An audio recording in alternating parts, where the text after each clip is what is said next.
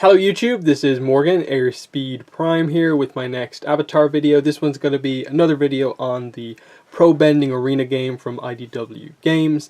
This one is specifically going to be a bit of a how to play, and then once I've gone through the kind of basic tutorial of this, I'll get behind the camera and talk about my thoughts, actually give a review of the game and my opinions on it. So anyway, let's get into it. Let's get into how you actually play. For this example, I'm doing the Fire Ferrets, who are on the blue side of the board here, and then the Wolf Bats, which is the kind of default game. IDW sent me the deluxe edition, which has most of the different teams. But this is the base version of the game, where when you get it and it only comes with 2 teams, you get these 2 teams. So that's what we're doing here. You can see you have some of the tokens kind of set up on the side of the board, but then you also have the team board. So here are the Fire Ferrets here set up, and then you can see they have the tricks for the Fire Ferrets. This is the kind of strategy kind of decks for each of the benders, and then we also have our main deck here.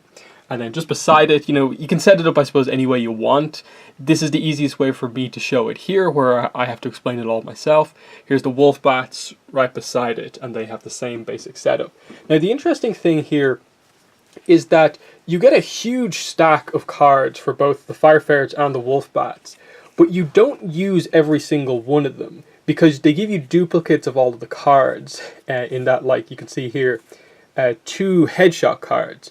The rules tell you that Korra's technique deck can only have 4 cards in it. Or no, that this is actually a Tano card. So he can only have 4 cards in his technique deck there. So you can see 1 is unveiled there for Tano, and underneath that are 3 face down cards.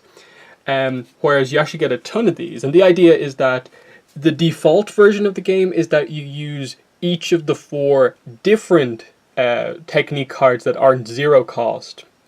But if you want to, you can customize the game, and if you wanted to, you could play 3 copies of Headshot and then 1 copy of something else. So they give you all of these extra cards basically just for options to see what you can actually do.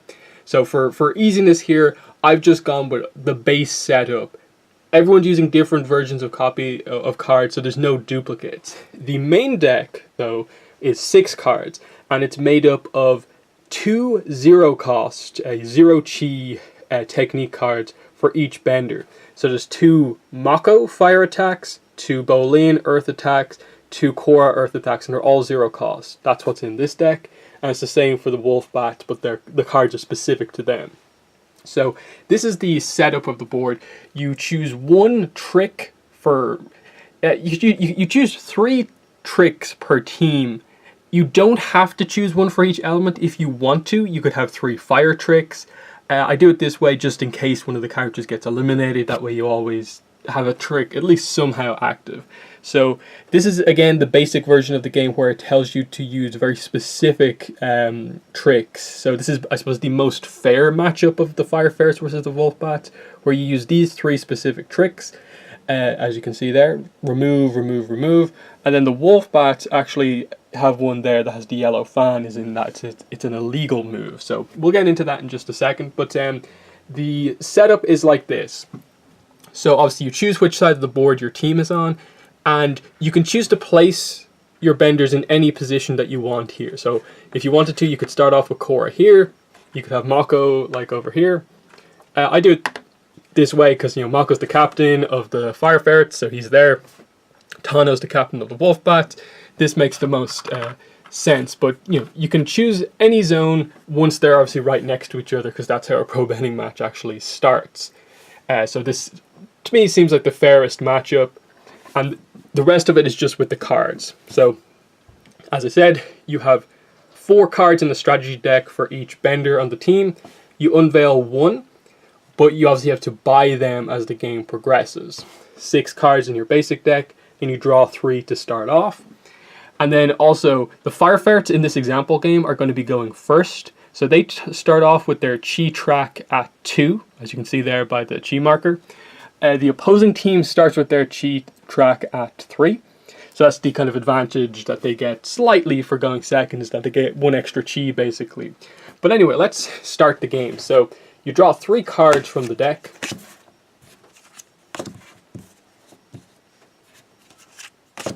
Okay, so as you can see here, you get 3 cards in your opening hand, and the Fire Ferrets are going first. As you can see, it's their cards. So there's 3 cards left in their main deck, and we get here. So High Tide, and 1-2 Punch, all 0 cost. The cost is just for, I suppose, buying the card. There's nothing about, like, to play it you have to use chi or anything like that. Once you have the card in your hand, you can play it, but the cost is actually getting it to your hand. Now, it doesn't matter that we drew 2 water cards, we can play both of them. Korra just gets to attack twice, and it means that Mako isn't going to get to attack on the first turn of the game. Now, the rules of the game state that you have to use all 3 cards in your hand, but there are 2 different ways that you can actually use the cards in your hand.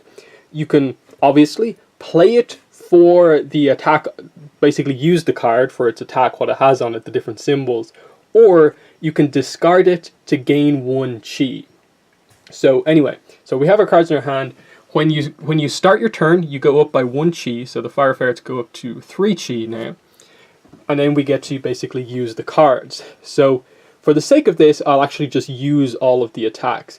There's no specific order to how you use them. It's obviously based on your tactics how you actually want to use them. So let's go first with Bolin's attack. So you obviously, when you're using an Earth card, it has to be him that's actually doing it. So his positioning is important on the board because it determines where you can actually place your attacks. So 1-2 Punch, as you can see here, has 3 different symbols. The card is in order, so you have to use this symbol first, then this one, then this one. That's the way it works. You can't choose to do this first, then that. The first symbol here is a block icon. On the first turn, that's not going to matter, but if Bolin was being attacked, had an opposing elemental token in his zone, that would heal it away, basically. It would get rid of it. And then these 2 are basically a 1 power attack that has 1 range, and he has 2 of them. So he can actually place one Earth Elemental token in two different spots, so long as he actually has the range to do it. So let's do that. So, as you can see here, he has no attacks against him in his zone. These attacks have 1 range, which means you can't attack backwards. So it means that he can go from his spot, he can attack, he can put it here, he can put it here in the zone of the Firebender for the Wolf Bats, or it actually counts 1 as diagonal as well, so he could put it here if he wanted to. So the easiest way to actually put pressure on the opponent is to put 1 here and 1 here. And now, because just one thing on the tokens here is that the deluxe version comes with plastic tokens, but you do get the cardboard ones here.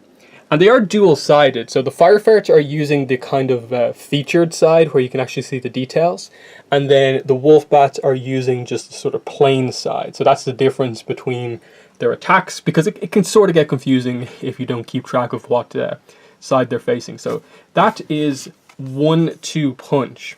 You couldn't use the first one because there was no attacks to heal. 2 attacks of 1 power. And the 1 basically means 1 token. If that was a 2, he'd be able to put 2 tokens in the 1 zone. And then as part of the rules of the game, if you can't place a token into a zone where there's already a token of your bender's elements. So he couldn't just put both of them in the same zone. So he had to spread them here. So that's that.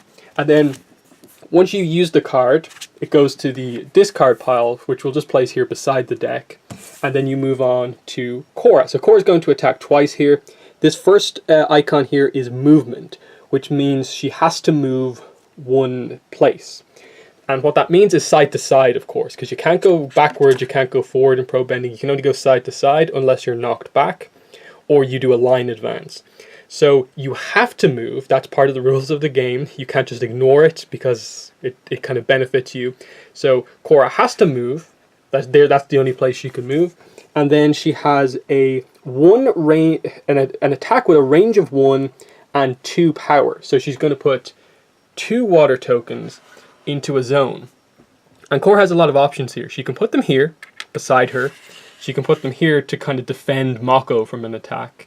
She can put them right in front of her and hope that someone moves into it.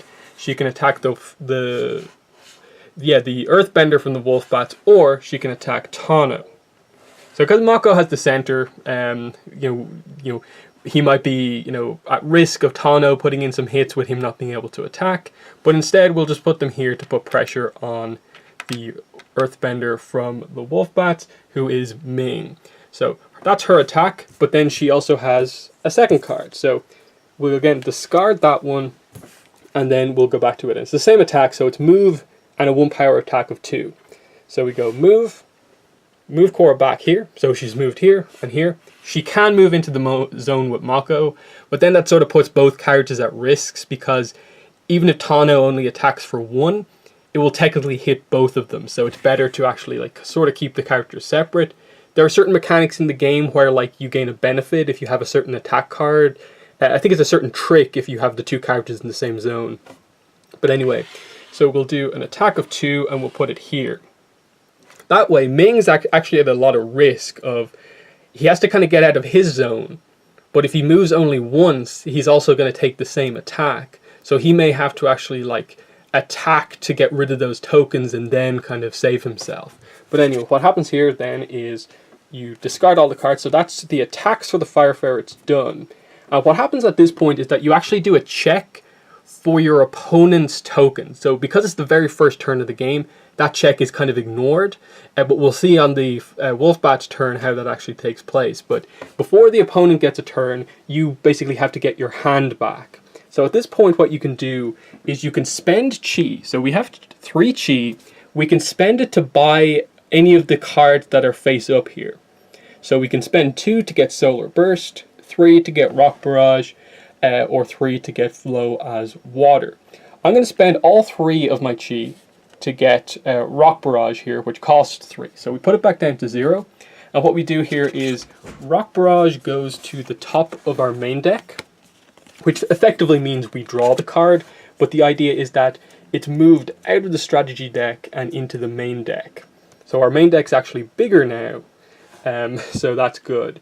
So it's now there. We can't buy any more. So what happens is that you have to flip over this card here on the Earthbender zone. And you can see it's revealed this card, Slate Slammer. And again, you can continue to buy as you go through, but that's the way it actually works. And yeah, so that basically determines it. And then we draw to have 3 cards in our hand. So the first card that we draw, of course, is Rock Barrage. Then we finally draw a 0 cost Mako card, and then the other 0 cost Bolin card. So that's the first turn of the game done, and then the turn switches over to the Wolfbats. So we'll draw their 3 cards here. Okay, so they get 2 for Xiaozu, the Firebender for the Wolfbats, and 1 for Tano. And again, you can see their cards are different in that looks very similar to Korra's basic attack, which is this one. But you'll notice that the circle is actually a kind of pointy circle. That means it's a pierce attack. And what that means is that it's an attack that can break through your opponent's attacks. It kind of ignores the rule of attacks cancelling each other out. And so it basically treats any zone as not really having a defense. So that's actually quite good. But on the negative side, it means you can't actually defend with it. If Tano couldn't use that to free up, save Ming over here, who's in a bit of trouble, because you haven't drawn a card for Ming here. So we'll see how you actually go about defending here. So we can only defend with these 2 cards because none of these are piercing attacks. So Xiaozu's card is move, 1 power attack with 2 range, 1 power attack with 2 range. So he can actually attack for 2 spaces, and he moves first. So that's quite good. So the trouble is over here. So what's his name? Xiaozu is going to want to move across the board here. So we use the first one here, which is move, 1 attack, and there's 2 range. So he moves across into a zone where there's an attack, but his turn's not over, of course. And then he has to now, at this point, do an attack of 1, but it has a kind of range of 2 type thing. So this is where he has to choose, okay, there's no card for Ming in hand. So Ming's not going to be able to move, so he can't really help out Ming all that much. So it would be a waste to get rid of the one of these ones here. So it's actually best for him to actually perform an attack at this point. And Tano has a card, so Tano can attack Mako. So he's actually going to attack Bolin over here. So one attack at Bolin, you can see that the range is only 1 because it only crosses over 1 zone. But then he can go again. So we'll discard that card. And the second Radiant Heat here is again move. Oh, sorry, we forgot his other attack actually as well. He can attack again. And we'll just place it here. That way if Bolin moves, he'll also get hit. So then we use the other one where he can move again. So he moves in beside Tano here. And this is where he can kind of help out Ming. Where because his attack has 2 range, he can actually go from here, 1, 2. And what happens there basically is he performs the attack. And you see there's 2 opposing icons here. And basically they cancel each other out.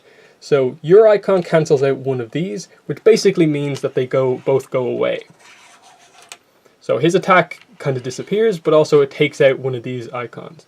So Ming is left only dealing with 1 attack, but then the card actually says you can attack again, and we don't want to, actually we can, so we'll put 1 here as well. We can attack Mako, because while you can't put 2 attacks of the same element into 1 zone, Tano can actually still place an attack in Mako's zone.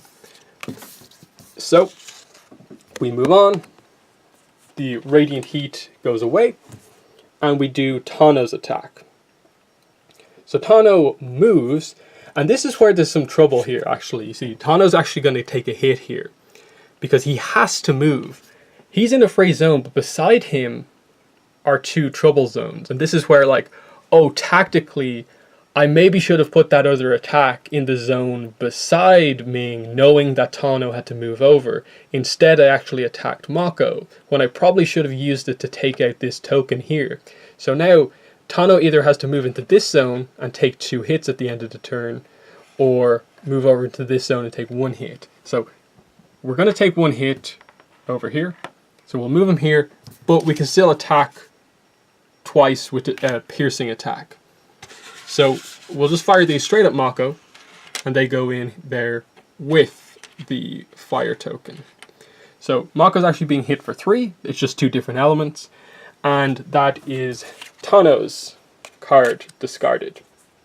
Now, so at the start of the turn, we forgot to put this up to 1, so that they actually have 4 chi, and then they can buy something if they want to. So they can choose to buy either, this is Tano's signature attack, as you can see with the little yellow border. It costs 5 though, but it's very, very powerful. And you can see the other one. So we'll actually buy this card here, Power Flare, for 3. So again, you know, it goes on top of the deck, but effectively what that means is that it goes to hand, and then we draw 2 other cards. So they now have 2 earth cards and that card that they just drew in hand. And then, like we said before, they flip over a card from where they first purchased from. They've spent 3 chi, so they go down to 1. And then, I suppose, before they were even meant to do that, this is where you check for hits. So it's the Wolfbat's turn. So all you're looking for is basically what the Fire Ferret's attacks from the previous turn have done. So after they've annihilated tokens and stuff like that. Okay, so you basically, I think it's what do? You start from the Fire Ferret zones, I think. It's like there's none here, there's none here, there's none here.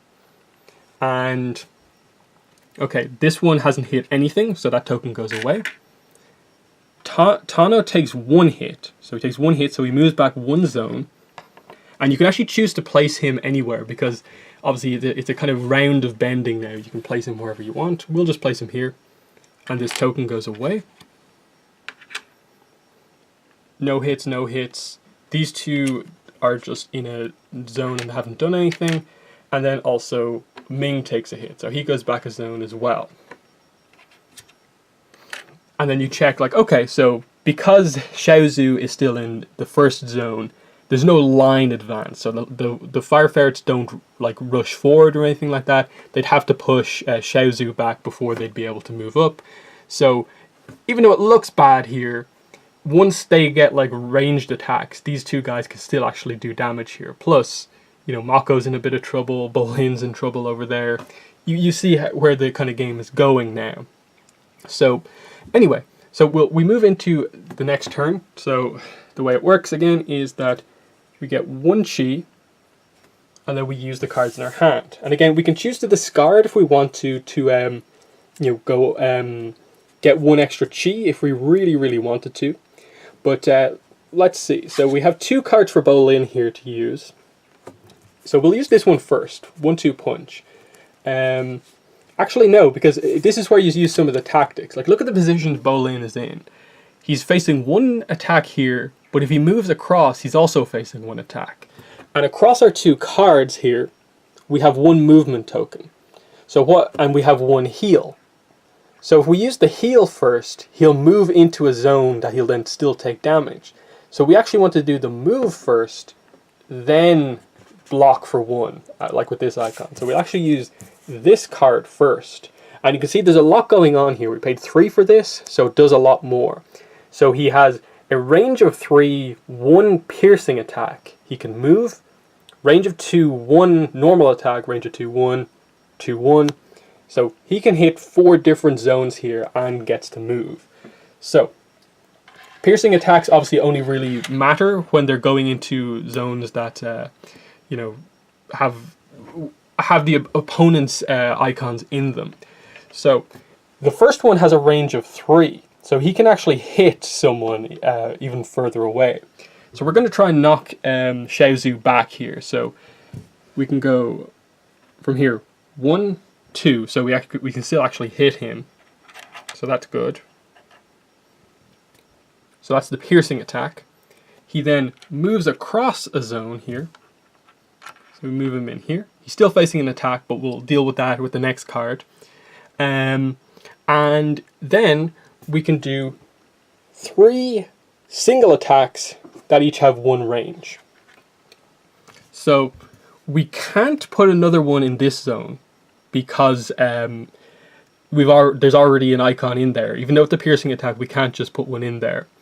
So what we're going to do is we're actually going to annihilate one of these tokens. So one of the attacks will go in here.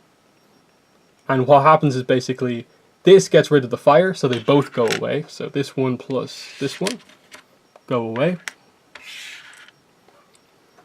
Then what we're going to do is we are going to have him attack into both of these zones.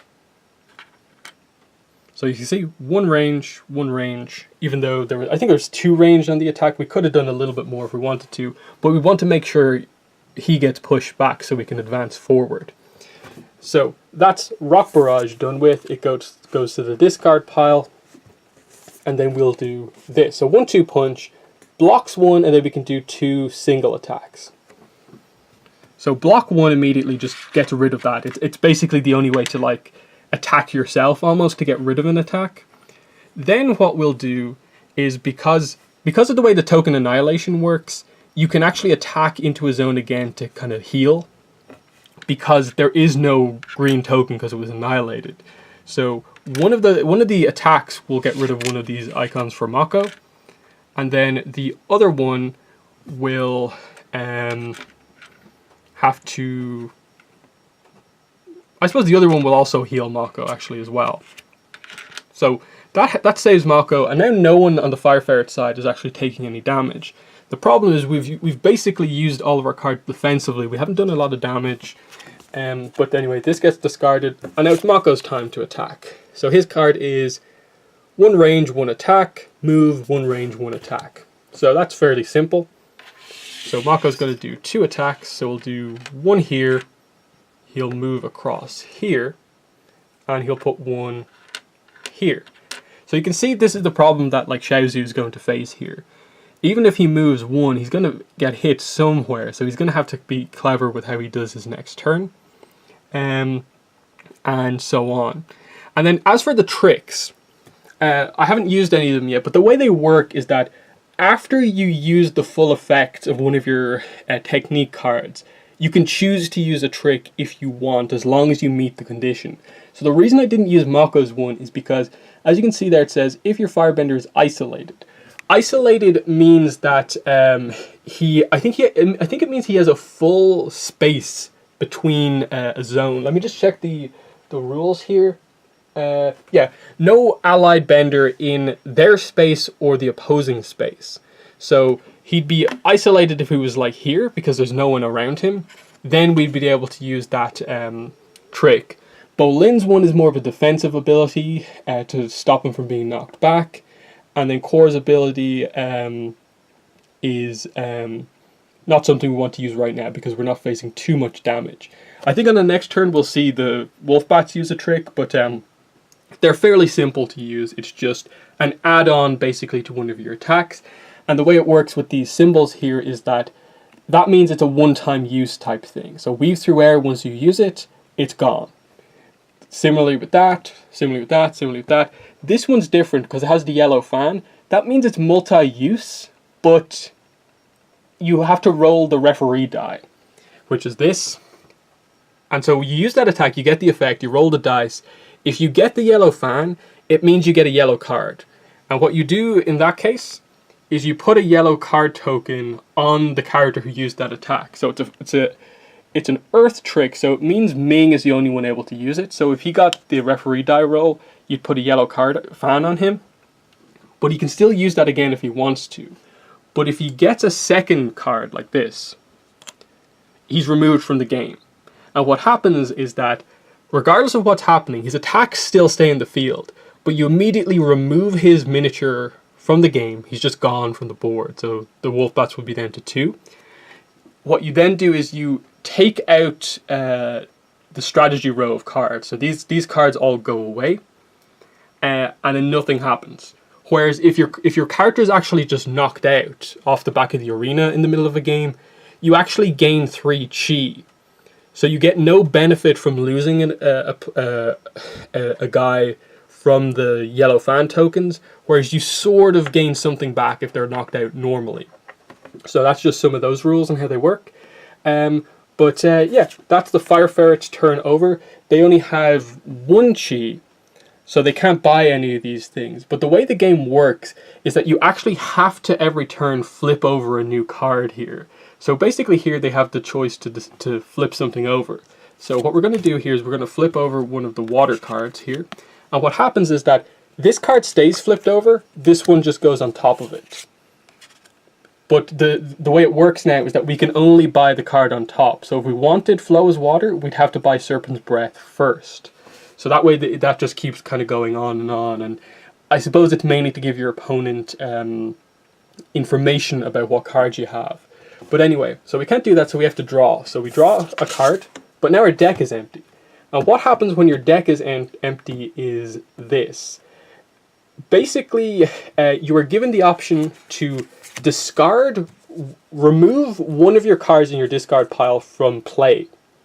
Then you shuffle what's left of the discard pile and it becomes your deck. There's no negative to decking yourself out. It actually is a benefit because what you can do is you can actually get rid of some of the weaker zero cost cards from the deck basically, so that you're using more powerful cards each turn. So what we're going to do here is we're actually just going to discard this 1-2 punch, and then we just, I can't really shuffle with one hand here because I'm mostly holding the camera, so just for the sake of this practice game, we're not going to go too much longer on this. We'll just turn it upside down, and we'll draw the rest of our hand, as you can see there. And then as for checking for hits here, after all of the attacking that we did in the defending, this is the only Wolfbat token left in play. It hasn't hit anyone, so it just goes away. So that's what's left as the Wolfbats take their turn. And I suppose I'll quickly show you using a trick. So what we're going to do here is obviously they go up by 1 chi, and they're going to use this attack here called Rock Solid. So heal 1, 2 ranged attack, 2 damage, and then we'll activate the trick at the end. So for Ming, there's nothing to heal, but he has a 2 ranged attack that can do 2 damage. So he can go, where he is here, he can go like 1, 2, or he could go 1, 2. So that's probably the best thing to do for him, is to use his 2 attacks to annihilate these 2 tokens. So the easy way to do is basically just that's a net 0. So these 2 tokens are just taken away. So he's helped out Xiaozu up front here with his attack. And then at the end of this, we'll activate Gripping Stone. So it's a yellow fan trick, which means we have to roll the dice here. So we'll just quickly do that here. So nothing. That means he gets the effect and doesn't get a yellow card for it. So the effect of that one is put a whole token in any space. Now here's these tokens here. This is probably the most basic token in the game. They're double-sided to refer to like which character has used it. Because the fire ferrets are on the blue side of the board, I'm saying that this is a fire ferret hull token. Yellow side is a wolf bat hull token. So the wolf bats get to put a hull token down somewhere. Now what a hull token does is basically, so we're going to say that the most, based on the hand that they have here, Xiaozu, we'll put the hull token in Bolin's zone over here. Now what that does is it means that even if Bolin wants to move, he has to get around the hull token first. So it's basically like Bolin's being held in that zone, and what happens is if Bolin gets an attack with a move icon, instead of moving, it just cancels out the hull token. So it's a great way to almost guarantee damage to someone, is to go hull token, tons of attacks, and unless they get like a bunch of cards that have movement, they're not getting out of that zone. And so hull tokens are a pretty good tactic to make sure you get the damage in that you want. So Xiaozu here is about to use his next attack. As you can see here, it's a big attack. This is his number 3 card. So it's move, 4 piercing damage with a range of 4. And then the icon here is in the same zone that you've attacked into, Daze, which as you can see over here, Daze is the signature technique of the wolf bats, whereas Counterband is the signature technique of the fire ferrets. So, and then they also have a yellow card icon. Because the fire ferrets are cheaters, a lot of their cards are very powerful, but they have the risk of potentially getting a yellow fan for it. So that's a pretty cool little thing. So we'll look at this card here. So Xiaozu gets to move, and this is another thing to be careful with here, is that he's going to move, but he has to move into a zone that has an attack. But thankfully we do have another rock solid to use, so we're not in too much trouble. So we'll move him over. Actually, like I'll do this differently. Actually, now that I have the turn planned out, we'll actually put the whole token on Mako. We'll move him over here. So the whole token from the last attack actually is put on Mako. We move him into this zone, and we do 4 attacks go into Mako's zone. So we put these in here, these in here. So there, 4 and a whole token. And then we also have to put a Daze token on Mako as well. So that's this icon here. And what a Daze token does is that basically when Mako on his turn goes to use a technique card, the Daze token means that whatever is the first thing on the card, you just ignore it. So for Mako, the attack he's going to be using next turn is this one. So because he has a Daze token, you actually just ignore that first thing there. So the 1/1 doesn't happen. He does get to move, but because he has a hull token on him, all that will happen is that these 2 tokens will go away, and this card will only do that 1 damage right at the end. So it really kind of limits what Mako can do. So you can see what the wolf bats can do with a lot of their cards being able to hold, and some of their cards being able to daze. So that's a lot of stuff. And then I suppose one of the final things we'll do here is just do this. So Ming heals 1 and then can do 2 damage across 2 range. So what he's going to do here is help out Xiaozu. So he's in range. So 1 of that damage will get rid of this. but then he also puts an attack in himself. So that actually means that borderline, like, you consider this like armor in a way. So if someone tries to attack Xiaozu next turn, their first damage will just get rid of this. So this is actually sort of like how defense works in the game, is like attacking your own, kind of putting an attack next to your own guys. So that's how that works. And then we obviously do the kind of check for damage and stuff like that, and obviously these two attacks aren't doing anything, no one gets knocked back. They do their check to see if they can buy anything here. They kind of get their hand back, and we go back and forth. Now, as for how you actually determine the winner of the game, there's a few ways to do it. There's this token here, which is called the momentum token, and the way this works is that if a team gets a line advance, so say the Fire Ferrets push them back there, that means that's a line advance for the Fire Ferrets if at the end of the turn that's the case. So the Fire Ferrets are able to move up, they get the momentum token, and the idea is that this means that if the game ends here, they have this advantage because, you know, they got the token, they've done the last big thing in the game. They get the win by default just because of how pro bending works. The round is over, and the Fire Ferret to advance the furthest forward. So that's that. And like, there's a bunch of other ways to check. Like if it's dead even at the end, you of course check who has the last momentum token, because of course the game might not end there. What if they push them back a zone and it kind of goes back to neutral? Who's actually determined who wins if it ends up like this? And then what if it was the case where it's like, okay, the Fire Ferrets had actually taken out Xiaozu, but the game ends like this? And the way that would work is that, okay, the Fire Ferrets would have a momentum token because they actually took out one of the wolf bats. Okay, so I think the other way that the game, like, it determines if the game actually comes to an end, if it's going on for a long time and there's been like no knockouts or line advances or anything like that, the other thing that determines how far the game goes is actually this. There's a reason that they limit you to only having 4 cards in each of the strategy decks here for each of these guys, is that when you get to the point in your turn where you have to refresh your hand, and if there's no cards left here, so that means there's no cards to buy, the game does a check. You roll the referee die, and if you get the yellow fan, the game is over. It's as if like the referee has called the match to an end. If you do that, you continue on even though there's none of these cards left. And that's where the momentum token sort of comes in, where if the game ends and there's no obvious like winner just from the basic rules of pro bending, that's when you check for like who has the momentum token, which you get from either a line advance or knocking an opponent back. And of course this might swing back and forth during the game of like the Fire Ferrets do a line advance, so they get the token. The wolf bats make a comeback, knock out someone, they get the token.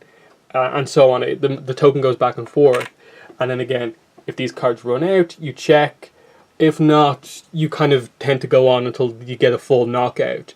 The game sort of does balance itself, though, in that when you get down to a situation where, say it was only like Tano left, and it's like the Fire Ferrets up here, even though the Fire Ferrets are using 3 attacks every turn, because Tano's the only one left, what would have happened at this point is that means Tano would have got 3 chi from losing each of those guys. So he would have got 6 chi, so he'd be able to buy more of his cards quicker.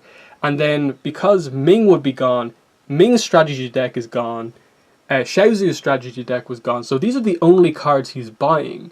And so very quickly, even though he's just one bender, he's getting more of his powerful cards into his deck. The benefit, the negative to obviously being only one bender, is that you still always have that chance to draw the 0 chi cost cards or any previously bought cards from the other elements as well. But that's where that mechanic of when you run out of cards in your main deck, you can discard a card from play. That's where that comes in very handy for like solo benders and stuff like that. In that you can then begin to discard the cards from the other elements that you don't need, because you won't be needing chi as much anymore once you buy all your cards, and so you can just focus on getting in the big attacks. Because if you look at, like, say, like, this is Tano's ultimate attack, which he's probably going to be able to buy first before all three of the Fire Ferrets buy any of their cards. So, 3 range, 3 attack, days, 3 times. So he can do that in 3 different zones. Just ignore the damage that the Fire Ferrets have done and just put 3 in on 3 different characters and daze them.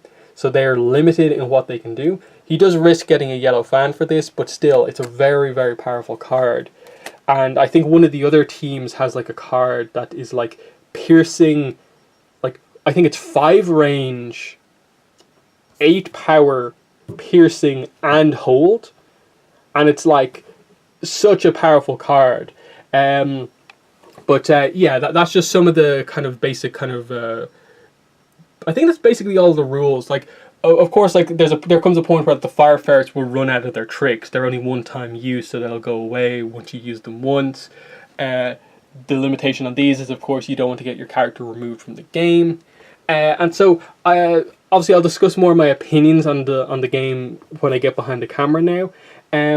But just as you can see here, I think the only real, like, in any way, issue with the game is that, there's so many tokens that it ends up being like, okay, I have to put, like, with this hand of cards, I have to put out about, like, 15 tokens, like, especially if you have some of the really powerful cards.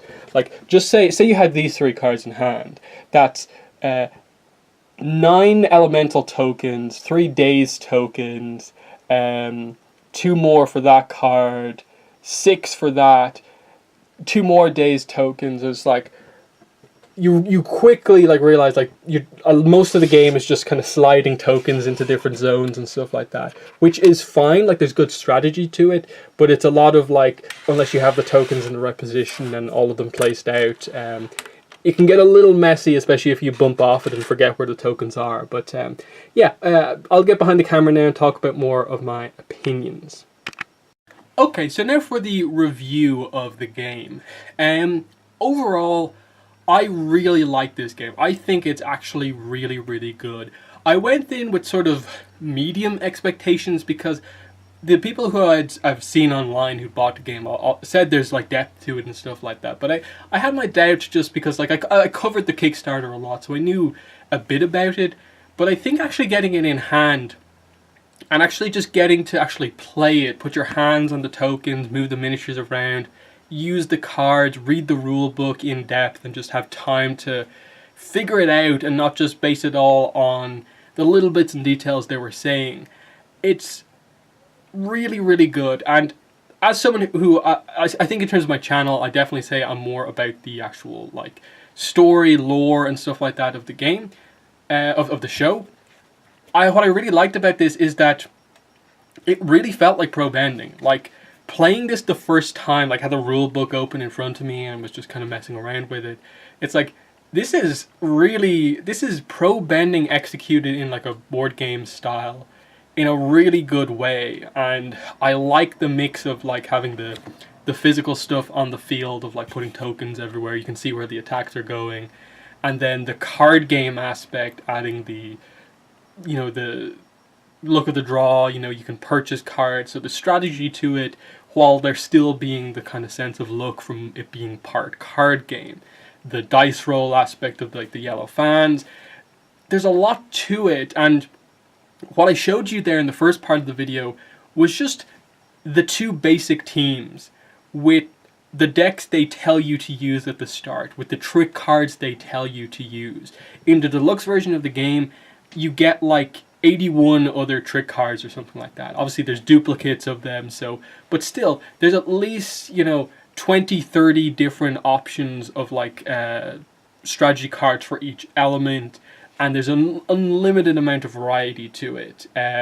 Similarly, I don't think the variety is as much with the kind of strategy decks themselves, but if you notice playing with a certain team that like, using the standard method for building their deck doesn't quite work, there's the option to take out some of the really high cost cards, put in some of the lower cost cards, and kind of balance it out a bit.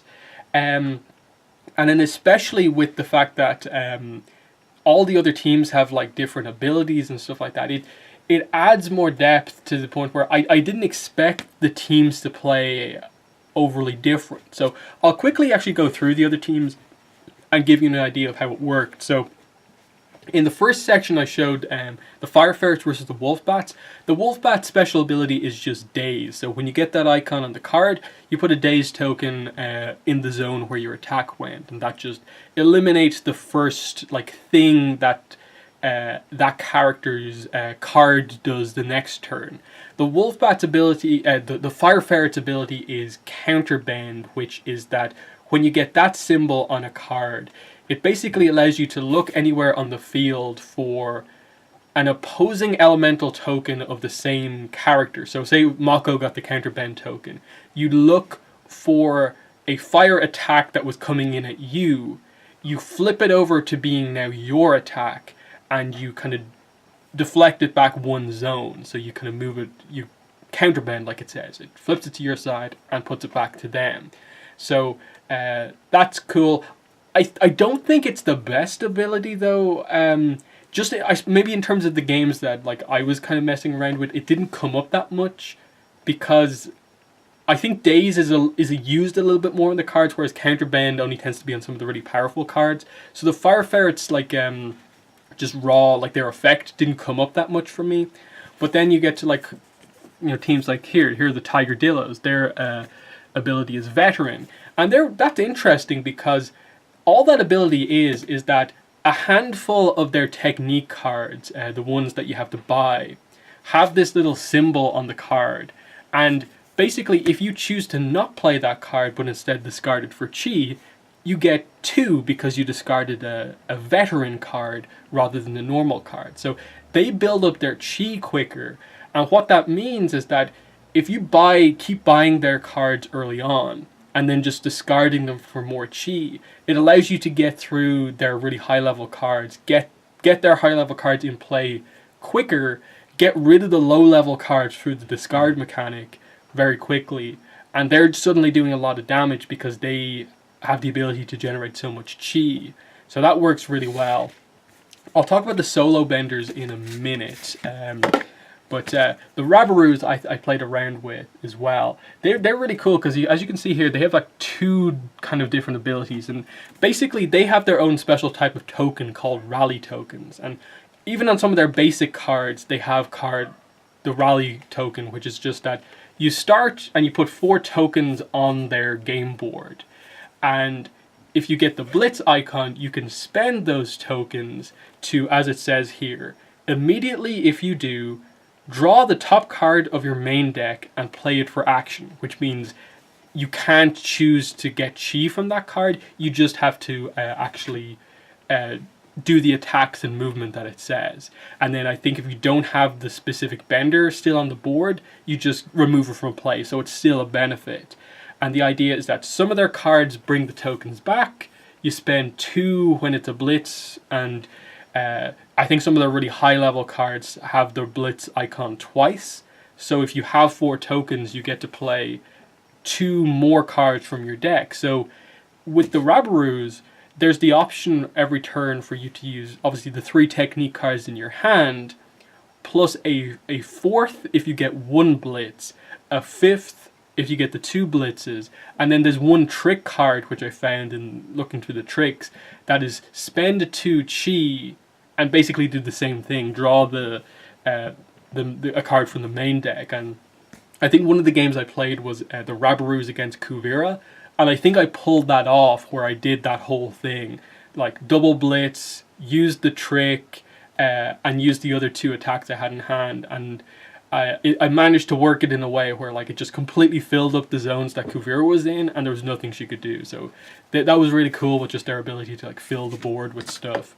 The Buzzard Wasp's ability is called Sting, and all it says is you may sting a bender in the target space. If you do, that bender's team loses 1 chi. It says decrease their chi track by 1. So it's a very simple ability. If that's on the card, it does the damage and the movement that it usually does, but the team also loses chi. And because chi is so important to getting your high level cards, they kind of just have the effect of slowing your opponent down. So that's quite good because Only the Tiger Dillos really have a ton of like chi acceleration as such. Other team is the Borcupines, and their ability is called Pressure. And basically what it says here is when an opposing bender suffers hits in a space with your pressure token, they suffer twice as many hits as they normally would have. If there are two pressure tokens, they suffer 4 times as many hits, etc.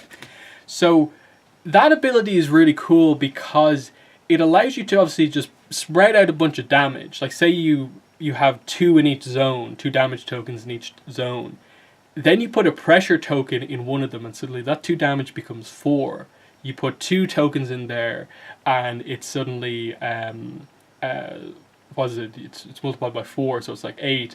And I think they even give an example of like with 3. So it just allows you to really force your opponent to be like, I can't ever have one of my benders be left at the end of the turn in a zone with a pressure token in it, because I'm just taking so much damage. And especially if you put tons of pressure tokens in play, there is theoretically the option of like sending them back like 6 zones. Even if they are right up and it's just the final 2 zones, they can send a character flying right off, like with a huge elimination.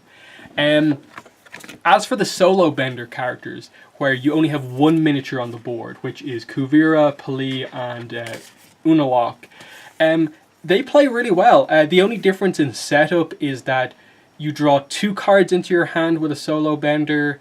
Their strategy board has like two lines instead of 3. And then I think there's a version of the game where you can play it without tricks. To play with these, you have to let them have the tricks, because their tricks are quite powerful and are kind of what allows them to stay in the game. Pali, from the little playtesting I've done with them, seems to be the most powerful, at least for me, because of her combustion bending ability. And the idea with her is that just, with all of the characters actually here, is just that their basic technique cards, and even the more advanced ones, they just do so much. All of their attacks feel like they're like 0 attacks feel like the 3 or 4 ranked cheat cards from a normal team, and their ultimate attack, their 5 cost card, feels like it's borderline a game ender of like the amount of stuff you're putting on the board. So with Pali, her basic cards are just putting a lot of fire on the board. All of her attacks have huge range. I don't think there's anything below like 3 in her deck, and so you're putting like 2 here, 2 here, and with Pali especially, tons of movement icons, and you see that across all of the individual benders, in that if you want to stop them in place and send them back, you kind of have to like do something like double hold or really stack up like 4+ tokens in each zone to guarantee a hit. It's surprisingly difficult to get hits in on them from my experience. So it's actually quite well balanced. Pali's big thing is combustion bending. So some of her attacks specifically state, it's got the combustion bending icon, put a combustion token anywhere on the board. So it's just unlimited range, place it wherever you want. You can't block, you can't annihilate combustion tokens, so it's basically the only way to avoid them is to move. And so if you're playing a team that doesn't have a lot of movement icons in the deck, you're in trouble. So that was really cool to kind of play with her. Kuvira was a bit of an odd one in that it took me a while to really get what they were going for with her. Like Pali, there's a lot of movement. Her attacks are just by default putting a lot of normal Earth tokens into play. And her special ability is called Prowess, and it basically says, when you get this icon, choose one of your tricks and activate it. If it's a yellow fan, don't roll the referee die. If it's a removal icon, roll the die. If it's a yellow fan, remove it, otherwise it remains in play. It basically means her tricks aren't as risky to use. The ones that would usually get her a yellow fan, she can just play them for free. It's just an extra ability. Her for free ability is, I think it's just a kind of deflect type thing where you can target a zone where her Earth tokens are. And deflect basically just means that take some of those tokens and move them into a zone beside it. So I think one of her cards is like do 4 damage to one zone, and then if you activate this prowess and use that specific trick, it's like put 4 here, but then you can actually spread them out whatever way you want. And then for her other 2 tricks, they usually be removed from play, but you now have the ability to keep them around just on a dice roll. And I think one of them is that she actually has the ability to move one of your opponent's miniatures into a different zone. So that's pretty cool. But not as interesting. Unalaq's actually really cool, the way he plays, because his ability is that he just has this 1 extra token. He has it at the start of the game, and then he can spend it when the Soul Siphon icon comes up in the game.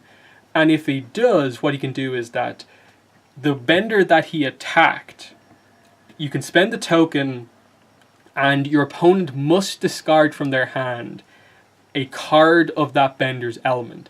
If they don't have one of those cards, you get the token back and can use it the next time.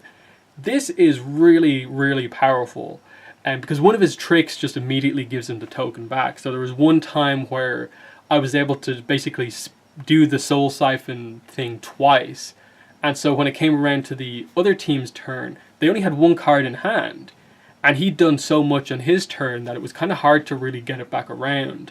And I think there's another thing with him where to get the token back normally, all you have to do is discard one of your cards from hand and you get the token back. It's definitely pretty cool. I think Pali feels just a little bit more powerful than the other 2, but still, the 3-on-1 actually works quite well, and at least in my experience, it felt like they were so powerful, and just their raw ability to get more of their powerful cards into play quicker felt like it was so difficult to like really take them out unless you really take them by surprise and do something big. But I love the depth of this game. I think there's a real strategy element to this with how you play it. Even if you play without tricks and just go based off the cards and moving and stuff like that, even if you just play with the basic setup the way it is, I think this game is still very good in even the most basic form.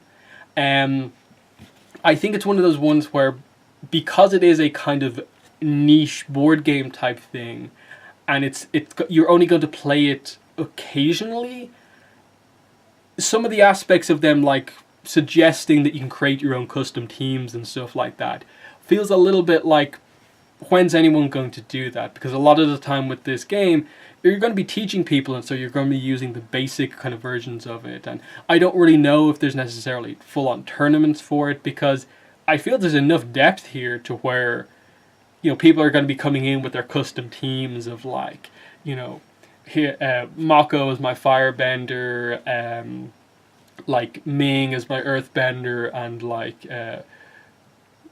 Ula or something like that, Umi as my waterbender, and then you're using kind of like special techniques from different teams and stuff like that. Like, there's definitely depth here to go crazy with some of this stuff. I just don't know how I suppose many people will have this game to be able to go that in depth. In that, to get the full scope of the game, I feel you have to have a really big group that is going to commit to doing everything that the game has to offer. But I think there is just a good amount of depth in terms of just messing around with the solo benders, the different bending teams that you have here. And even if you just have the basic version where it is just the fire ferrets and the wolf bats, there's enough depth with the idea that you can do something as simple as like, okay, let's play a game where we just alter the decks a little bit so that they run a little smoother. So instead of having like in the deck a 1, 2, 3, 4, 5 cost card, we'll actually go for like 3 copies of the 2 cost card, 1 copy of the 3 cost, and maybe the big powerful attack. And so we can get more powerful cards into play quicker, does that help ease things up? Just even something as simple as switching the different tricks around, where, okay, I noticed in that game I never got this trick off. I could never set up the activation ability for that trick. I'll swap that one out for this one. Little things like that really do change the game. So that's I think the biggest praise I can give to this is just that it really surprised me with how much there is to it. And I suppose the fear I had was that, like, okay, like, I want it to be in depth, but, like, will they be able to explain how the game works properly enough to where, like, you can quickly get in? And I think you can, because once you gain an understanding and a little bit of memorization for what all the different icons do on the basic technique cards, you immediately just are like, okay, I completely get what we're going for here. The core of the game is just spreading your attacks around in a way where you kind of force your opponent to go overly defensive or trap them in that, like, the other strategy to this is that because you can see your opponent's strategy board, you know when they buy their big card. You know they're going to activate that next turn, and so you can kind of account for the fact that, like, oh, they've just bought a card with 2 movement icons, so they're kind of trapped in the corner or something like that. So I'll set up this thing where, like, they're going to have to move at least twice, so they're going to have to go, like, either all the way across or, like, and back. So I'll put all my tokens here, and, like, the strategy just with the information that you have as well. So I'm very, very happy with this game. I'm glad obviously IDW sent it to me so I could play it, because I feel it's not something I necessarily would have just gone out of my way to get otherwise. And I'm really happy that, I have it. And it's one of those weird things where, like, now that I have it, I kind of realized that if I had the depth and knowledge, I probably would have bought this, actually, if I had known the full scope of it. But that's just an interesting little factor there. So, as for any criticisms of this game, I really would only have 2 main criticisms. The first one's a little bit smaller, and I think I briefly mentioned it in the how to play bit. It's just that there's definitely a lot of tokens. There's a lot of tokens, and just, setting up the game just requires, I think, just a little bit too much stuff of, like, okay, I have all these tokens out, put them here. I need to flip some of them over so I have them ready for, like, the opposing side, so they can, get their attacks across, like, distinctly. And then especially later on in the game where you're using the more powerful cards, like, the turns end up lasting a little bit longer than you want, just because you're, like, putting, like, 15, 20 tokens on the board. And I get that that's the way it has to be, and I think the game works because of the tokens in that sense. It's just a little bit like I think part of it is that all the tokens are very flat, and so there's just a little struggle of, like, trying to pick them up at times, where maybe if, like, they'd found a way to make it so that, like, the tokens were just, like, very, very easy to just, like, quickly get up move, and because they're so flat, it just adds a little bit of, like, there's that one that you can't quite get up, and it just takes a little bit longer than you want. A more minor, more personal one, but, just something there that a lot of the game time is spent just kind of placing tokens around, as such. The other one, I suppose, it's ultimately my main criticism of the game, would be that the miniatures are such a kind of key part of, I suppose, what's so kind of cool about it in a way. But the fact that they're just not painted at all, and that if not for these kind of clip-on bases, it'd be so difficult to keep track of who's who. In that, at this point, I now obviously memorize that these are the fire ferrets. That this is Korra's figure, this is Bolin's figure, and this is Mako's figure. Any one of the other teams, I have to look in the instruction booklet to see which character is which. Because, yes, look, I know a lot of the pro benders are not particularly noted characters, and so there's nothing overly distinct about them. And because they don't say the names on them anywhere, it's just a little bit tricky to find out who they are. Whereas I actually, me especially, like I actually remember a lot of the team colors for the different like uniforms that the teams wear. And if they were painted, or at least a little bit painted in some way that made it clear who they were, it would add, I think, a lot to the game. The other factor in all of this is that, like, okay, I get it. It probably would have added like double the cost or something like that to the game if they kind of gave them to you painted really well. I get it that there's only so many ways that they can paint these things, and it would more or less, I suppose, have to be hand done for the most part. I get it. And it's one of those things where, like, even if they'd find some way to just make it so that, like, they painted like the fire ferrets and the wolf bats, maybe the rest weren't painted. I think the biggest problem I'd ultimately have is that, given that they've made the decision to not paint them, giving nothing in the booklets or anything like that about how you would actually go about trying to paint them, like color schemes, paints they'd recommend, anything like that, like linking to a tutorial or anything like that. I get it that, like, yeah, the color schemes are out there because it's in the animation and stuff like that, but as someone who, I'd kind of be almost willing to give it a shot to paint them at some point, I just wouldn't have a clue where to start. Like, what colors, what type of paints, is there anything else I need to do here? It's just little things like that of, I think this game would have been, like, borderline 10 out of 10. Like, that's how much I like this game.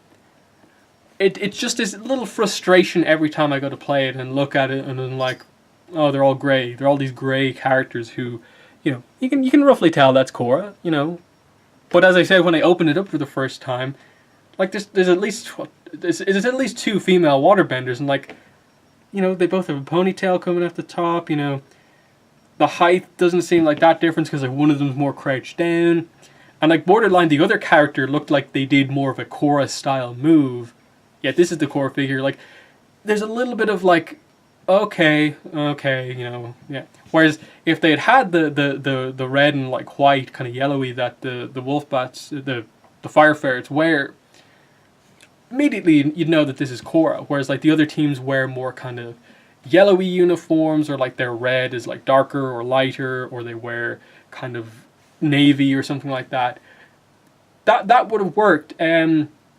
Another potential thing would have been almost just, I think, maybe molding the characters in a different color plastic or something like that, just to give some sort of a distinction. Like, the fire ferrets, the 3 fire ferret characters are all molded in, like, red or something like that, and then you put the bases on them to determine the elements, symbols, and so on. But I think that's the only criticism I have. Like, I actually think the quality of the sculpt is very nice. There's, like, 1 or 2 of the characters, like Bo Lin here, who you can see is only on the base by, like, his like 1 foot. That's the only thing really connecting there. It feels like every time I try and take him out of the base, like, borderline I'm gonna, like, snap him. It's gotten a bit easier over time, but, like, the fit into this base, depending on the figure, is a little tight at times. I've gotten used to it now, and obviously not to just, like, grab the figure, like, up here and, like, pull it off at an angle. That you sort of have to, like, grab him really close here and carefully pull him off, to not damage it. Thankfully, I think there's only, like, 1 or 2 of the characters who are like that, where they only have, like, 1 foot planted as, like, the attachment to the base.